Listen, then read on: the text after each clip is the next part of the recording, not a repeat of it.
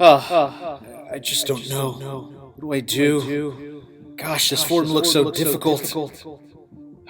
Maybe I'll search the internet. Yeah, but this guy says this one thing. This other guy says another thing, and now I spent money for this course. And now Will's saying, I need to fill out this form correctly. Oh man, I can't do this. I can't do this all by myself. I think I'm gonna pass out.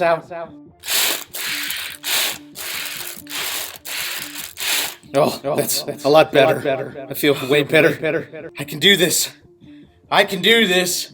I can fill out form 2553. I gotta shake it off. You know what I gotta do? I gotta pump it up. I need some music. We need some music. AdvisorFi DJ, cue in the beat.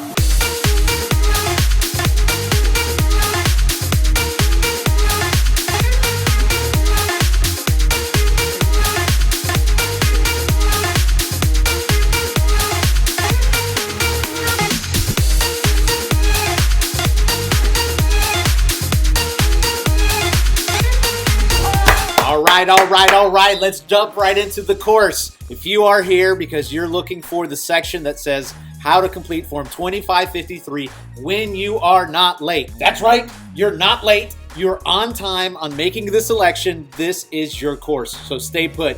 If you are here because you're looking for a section how to complete form 2553 when you are late, wrong section. It's the next one. That's right. Go next door. Okay, it's that one right there that you want to go to. So in this section, what we're going to do is we're going to cover some general knowledge about how to complete Form 2553. What I want to do is teach you about Form 2553, the points that you need to know about Form 2553. Then we're going to dive right into Form 2553 and complete it with the 3 scenarios or 3 examples that we have at the end of this section. Hang tight. We're going to go through some general knowledge and then we'll dive right into the form.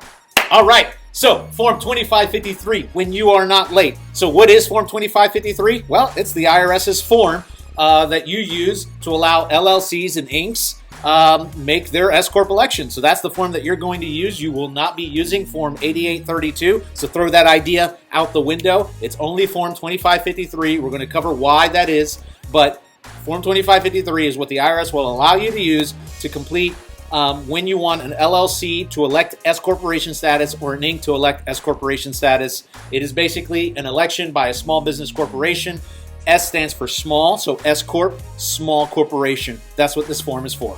All right, so what's the purpose of Form 2553? If you've not taken the Business Structure 101 course or section, be sure to take that section and then come back to this one and it'll make a little bit more sense. But the purpose of the form is to allow incorporations or corporations to elect S-Corp status and other eligible entities. Now, they define other eligible entities as things like LLCs. LLC is not a corporation, it's a limited liability company. So other eligible entity is really other terminology for LLCs. Now, you must use Form 2553 in order to make the election under the Internal Revenue Service Code 1362A. Does anybody know what 1362A is? Not I. No, I'm just kidding. 1362A is basically all the legal jargon that allows S-Corps to make the election, to have that election terminated or revoked. So it's basically the legalese, the actual language in the law that makes up what the form looks like that we're going to complete in this section. So what about Form 8832? Man, do we get asked this question a lot. People ask us, do I need to complete Form 8832 and Form 2553? If I just complete Form 2553, do I need to complete Form 8832? Let's put this baby to bed, okay? Go to bed. Go to bed, baby.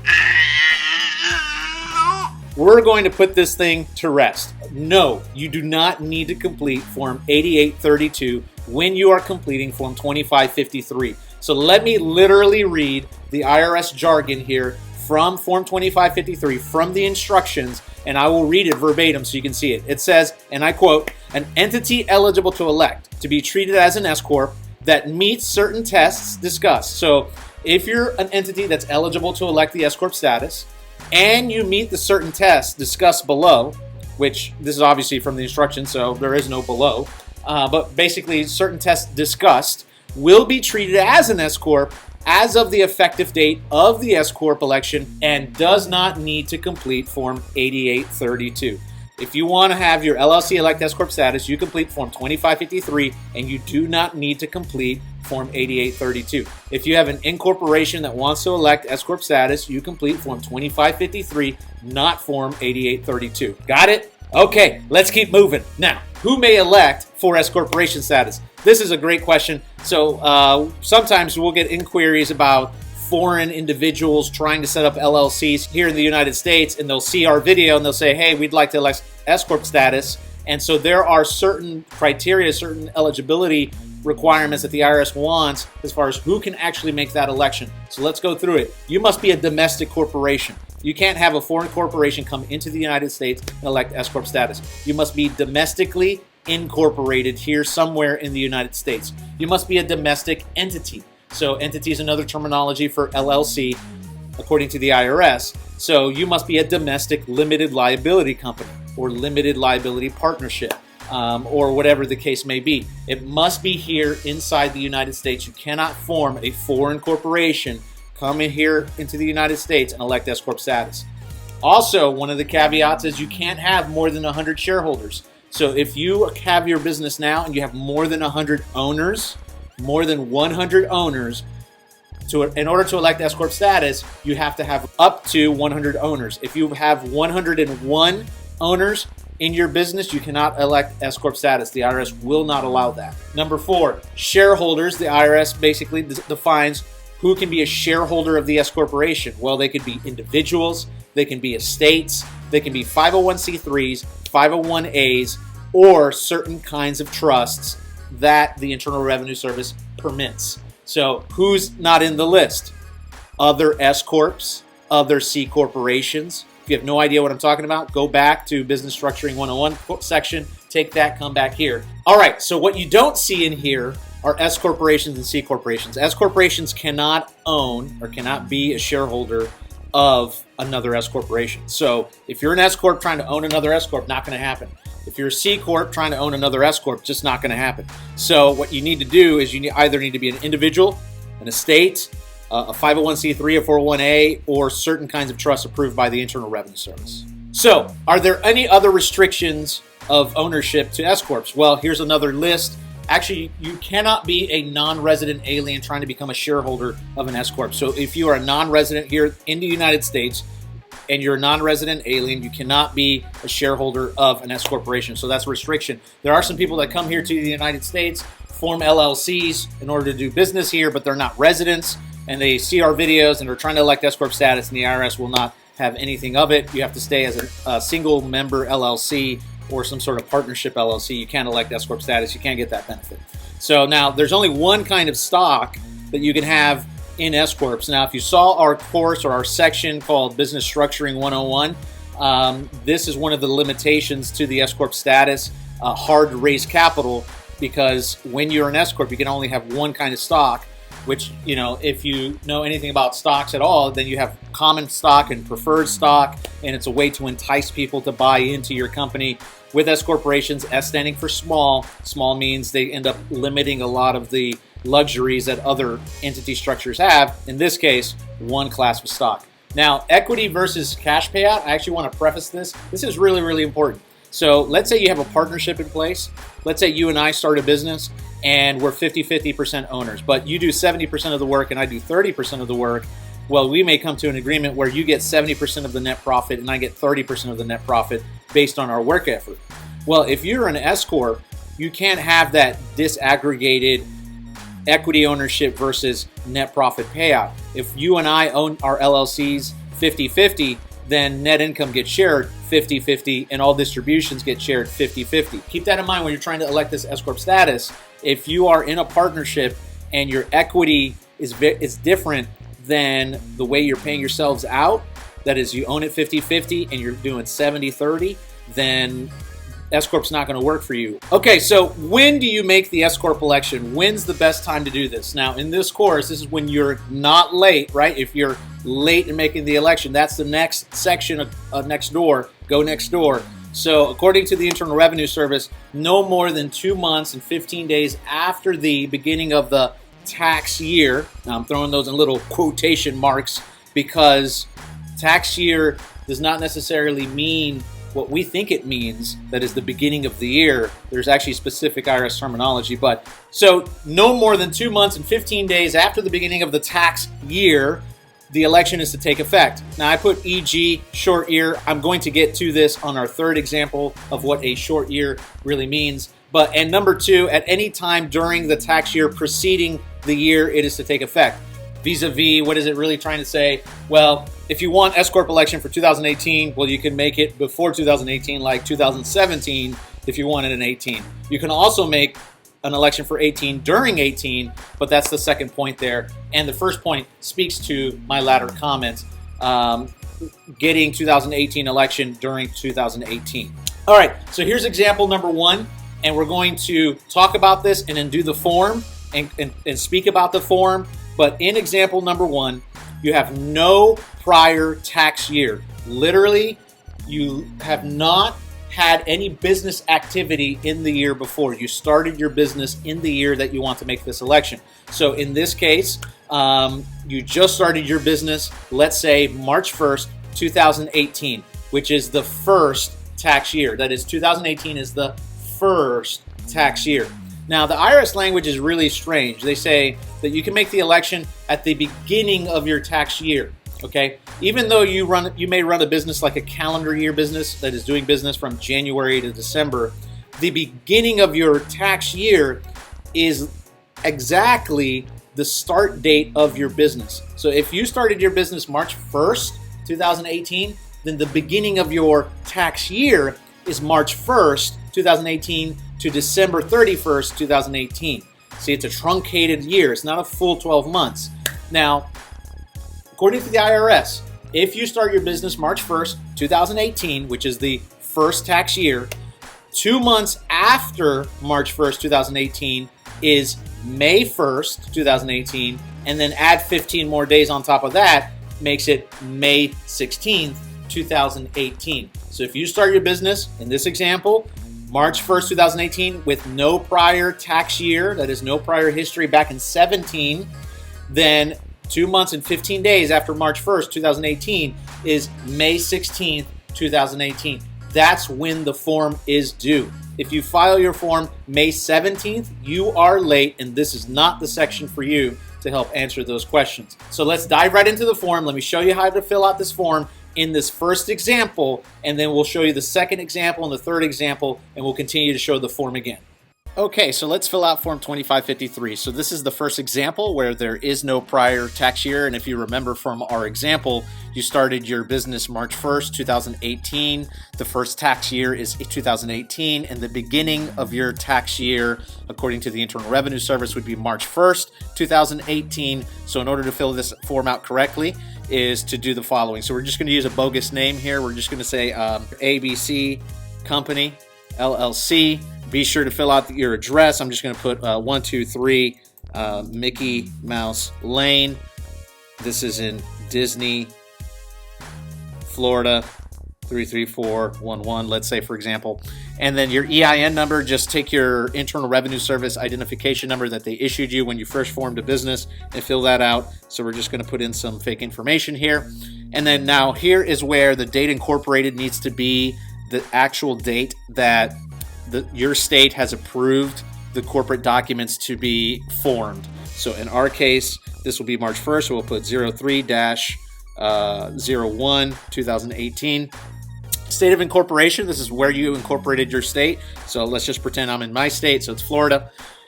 Now for box D, you don't have to fill anything out. Just leave it blank. But then in box E, it says election is to be effective for the tax year beginning, month, day, and year. This has to be exactly the date of formation. Do not put January 1st, 2018. Do not put any date prior to the date of formation. So it has to be the same, 03-01, 2018. Then we go down. Now, obviously, be sure to read the 2553 instructions as far as whether or not you're a fiscal year end or 52, 53 year end or so on and so forth. For the most part, the majority of us are calendar year. So be sure to check the box that says calendar year. Then it says in line G, if there are more than 100 shareholders for item J, be sure to check this box and provide a listing, but skip that, and if that applies to you, go ahead and fill it out, but if it doesn't, then go ahead and go to H. Be sure to put in your name. A lot of professionals and a lot of people who fill out this application forget to put their name, so I'm just going to put Will Lopez, managing member here. So we'll just put in a phone number here. So for letter I here, this section is for when you're late. Obviously, this doesn't apply to the section that you're watching at the moment, so that's the other section. But skip that, and then be sure to put in your title down here again. And then when you go to page 2, be sure to complete the business name at the top. And don't forget, get your EIN number here at the top as well. And then now part 1 continues as far as the shareholder information. Go ahead and complete the shareholder information. Will Lopez, don't forget your address, city, state, zip. Signature, you have to actually sign this, so leave this blank. Date, this is the date that you're completing and mailing in this application. Number of shares or percentage of ownership. If it's an LLC, then put in your percentage of ownership. If it's a Inc. or an incorporation, then put in the number of shares that you own. So in our case, it's an LLC, so I'm going to say I own 100% of it. The date acquired needs to be the date of formation. That's when you acquired ownership, which makes sense. So be sure the date acquired matches the date of formation. In our case, 03/01/2018. Put in your social. And for the shareholders' tax year, almost everyone is a 12/31 year end. So just put in December and then 31. So 12/31. I've never seen a case where someone's tax year is different than the end of the year. So that's how you complete Form 2553 in the first example. Ignore pages 3 and 4. They don't apply to you in this example. So example number 2, you have had a prior tax year. That is, you started your business in 2017, for example, and you want to make the election for 2018. How do you make this election? What should you do? And what does the IRS say the rules are? So let's say you started your business sometime during 2017, which means that in 17 you have some tax history. In 2018, the tax situation continues.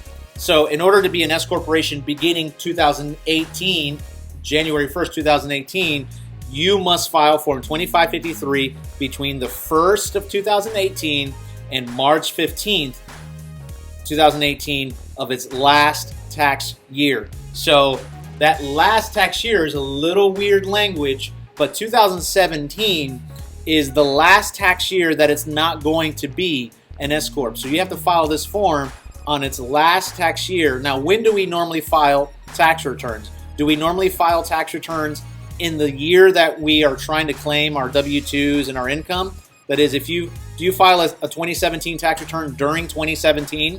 Well, no. You file a 2017 tax return during 2018. So in 2018, you have the ability to file Form 2553 and get S-Corp election status for 2018.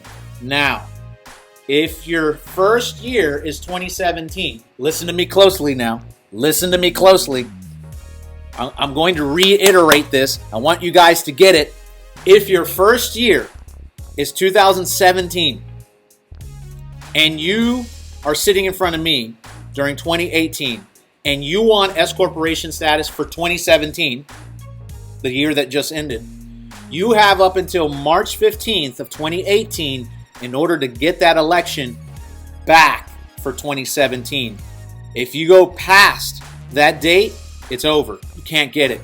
You have to really fight hard in order to get it. We've done it. We've won many times, but it is a big uphill climb when you file your very first S-Corp tax return with a Form 2553 inside of it. So if you file your very first S-Corp tax return for 2017, which is the first year you've done business, you must include Form 2553 inside of it, and it must be filed on time, March 15th, 2018.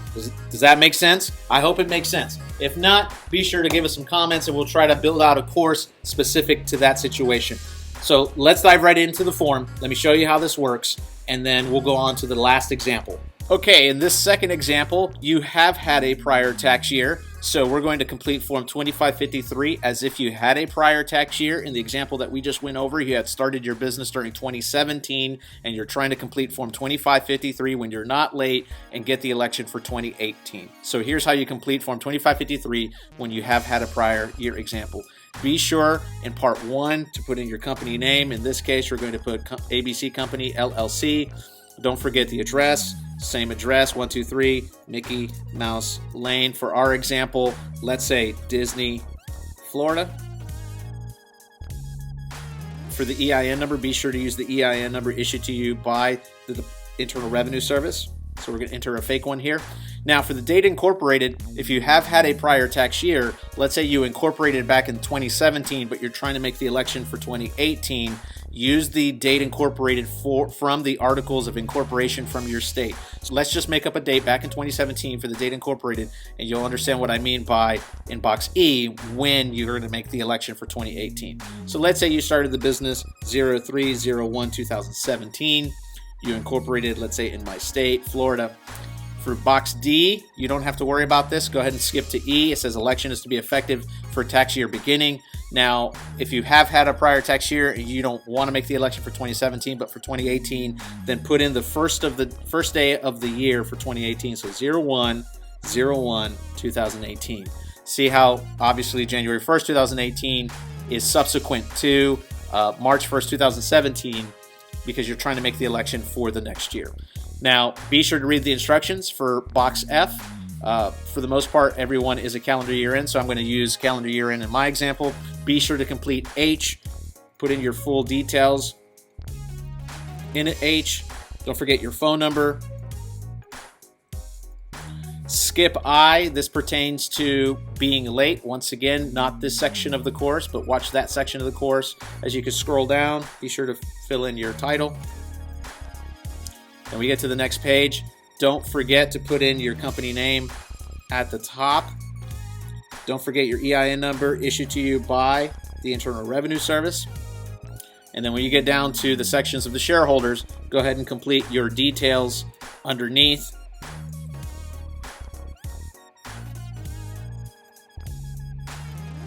I'm just giving you an example. Signature, when you print this document, so you use your actual signature.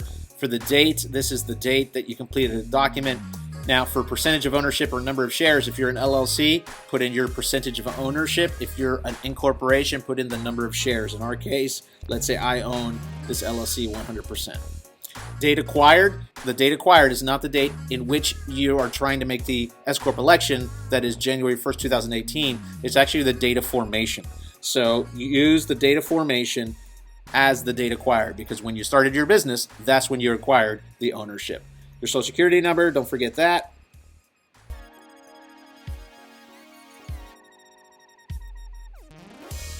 And then shareholders tax year end. Everyone is generally 12/31, so go ahead and put in 12/31 and you should be all right. That's how you complete this form when you have a prior tax year. Okay, example number 3, last example, and then we'll dive into the form to show you how this breaks out. Example number 3, you have less than 2.5 months from when you started your business. Now, how do you fill out the form when you have less than 2.5 months before the year ends? If you started your business during 2017 and the start date of your business is November 8th, 2017, 2 months after November 8th, we have December 8th, January 8th, tack on another 15 days, that brings you to January 23rd, 2018. You have up until January 23rd, 2018 to complete and file and submit Form 2553 on time. So pretty straightforward. If you start your business even with 15 days left in the calendar year, you have still 2 months and 15 days after the start date of that business to submit the form, and you will get S-Corp status for that year that you started your business. So if you started your business in November 8th, 2017, if you file this form on time, then you will get S-Corp status for 2017 between November 8th, 2017 and December 31st, 2017. So let's show you how this is done inside the Form 2553, and so let's dive right in. Okay, this is the final example. Example number 3, when you have less than 2.5 months to complete Form 2553. It's almost identical to the very first example where you have had no prior tax year. So let's go through Form 2553 and complete this as if you have less than 2.5 months, which is our example number 3. So in part A, you're going to want to make sure you put in your company information. In our case, we're going to use a fake name, ABC Company. For the address, be sure to put in the address in which your company is incorporated. In our case, we're just going to make up an address. For the city, state, and zip, I'm just going to make one up. Be sure to put in your information that's accurate to you. For your EIN number, this is the EIN number issued to you by the Internal Revenue Service. In our case, we're going to make one up just for our example. Now, the date incorporated in the third example that we said, we assumed that the start date of the business was November 8th, 2017, which from November 8th, 2017 to December 31st, 2017 is less than 2.5 months, but that should not change the way you fill out this form. So date incorporated will be November 8th, 2017. The state of incorporation is the state in which you completed that paperwork. I'm going to use Florida in my example. You're going to skip box D unless that applies to you. Box E, effective.